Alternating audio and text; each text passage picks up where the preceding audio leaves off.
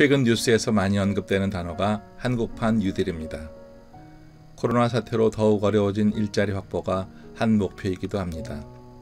올해 4월 발표된 한국판 뉴딜은 코로나19로 어려워진 경기를 회복하기 위해 국가적으로 진행하는 프로젝트입니다. 이 프로젝트는 디지털을 기반 일자리 창출과 경제혁신 가속화에 중심을 두고 있습니다. 디지털 인프라 구축, 비대면 산업 육성, 사회 간접 자본 디지털화 등 3대 영역을 강조하는 내용으로 향후 2-3년간 집중 추진된다고 합니다. 그 사이에 실업자들이 살아 견디기를 바랄 뿐입니다. 한편 그 중에서도 특히 자주 거론되는 것이 인공지능을 위한 데이터 라벨링입니다. 오늘 말씀드리고자 하는 내용이기도 합니다. 데이터 준비 솔루션과 관련한 AI와 기계학습 시장 규모는 2018년 5억 달러를 넘었다는 발표가 있었습니다. 2023년에는 10억 달러까지 성장할 것으로 보인다고 합니다. 데이터 라벨링이 AI 산업 육성에도 도움이 되고 일자리 창출 효과가 크다고 하는데 도대체 데이터 라벨링이 무엇이길래 이토록 강조하는 걸까요? 어디 한번 알아보겠습니다. 특별히 주부나 중장년층에 도움될 만한 내용들이 있으니 귀 기울여 들어보시기 바랍니다. 데이터 라벨링. 결론부터 말씀드리면 AI가 학습할 수 있도록 사람이 먼저 만들어주는 과정을 바로 데이터 라벨링이라고 합니다. 조금 어려운가요? 사람은 눈으로 사물을 인식하고 그것이 무엇인지 알아봅니다. 사물이 사진이나 영상 속에 있더라도 얼마든지 인지가 가능합니다. 하지만 AI는 처음 어떤 사물을 보았을 때 그것이 무엇인지 알지 못합니다.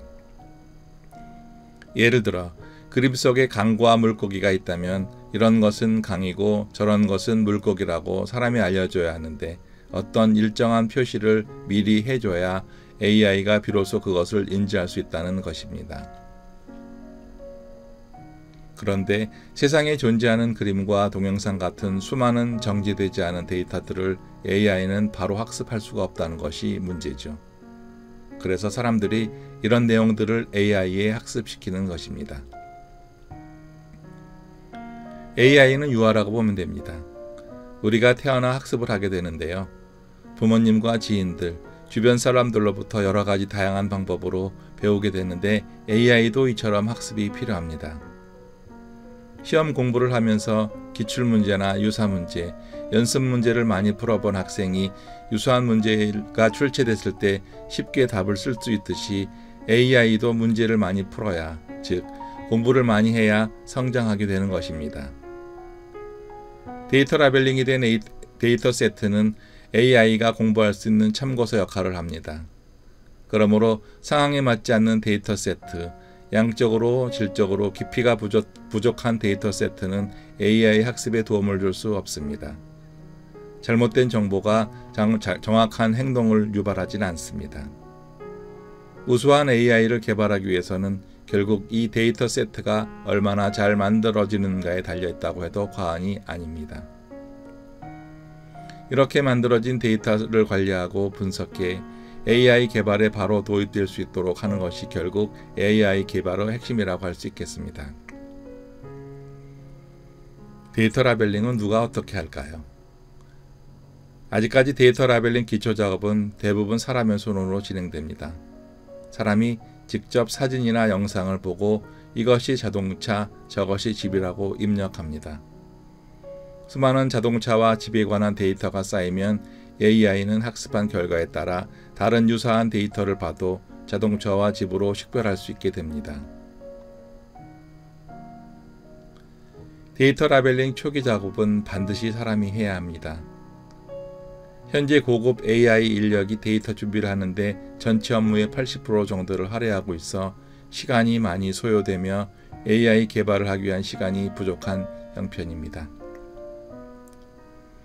업무의 효율성을 높이기 위해서 이를 해결하는 것이 선결 과제일 뿐입니다. 이에 따라 데이터 라벨링 플랫폼을 만드는 기업도 나왔습니다. 이런 회사들은 데이터 라벨링과 같은 전처리 작업뿐만 아니라 개발자들을 위한 데이터 구축, 관리, 분석 등 기계학습 데이터와 관련된 모든 작업을 통합 지원하는 생산성 플랫폼인 스위트를 개발하고 있습니다. 스위트에는 자체 인공지능을 통한 오토 라벨링 기능이 있어 수작업 데이터 라벨링의 범위를 3분의 1 수준으로 줄여주고 같은 인력과 시간, 비용으로 3배 많은 작업을 할 수 있습니다. 이러한 플랫폼은 작업한 데이터를 한 프로젝트 파일에 저장하고 분석할 수 있어 AI 개발자들이 협업하는 데 큰 도움을 줍니다. 점차 오토 라벨링이 늘어날 것으로 생각이 됩니다. 그럼 오늘의 주제인 핵심 내용입니다. 국내 데이터 라벨링 산업 전망은 어떨까요? 한국형 뉴딜 사업 추진으로 데이터 라벨링 산업은 폭발적인 성장을 할 것으로 전망됩니다. 최근 정부는 AI 학습용 데이터 구축 사업의 추경 예산으로 2,925억 원을 배정해 지난해 예산보다 15배 늘었습니다. 이에 따라 관련 기업도 많이 생겨날 것으로 보이는데 특히 데이터 라벨링 인력을 운영하는 전문 기업이 늘어나는데 날 것으로 예상됩니다. 이런 데이터 라벨링 전문 기업들은 은퇴한 시니어나 경력 단절 여성을 대량으로 고용할 수 있어 사회적 기업 역할도 함께 할 수 있을 것입니다. 중장년층과 경력 단절 여성분들에게 좋은 결과가 하루빨리 나오기를 기대해 봅니다. 다만 데이터 라벨링은 단순 라벨링 작업에서 그치는 것이 아닌 더욱 고도화된 기술로 동일한 비용과 시간 내에서 AI 개발을 위한 더욱 효율적인 데이터 구축과 관리 방법을 구현하는 것이 가장 중요함을 잊지 말아야 하겠습니다. 오늘 데이터 라벨링에 대해서 알아보았습니다. 여러분의 건투를 빕니다.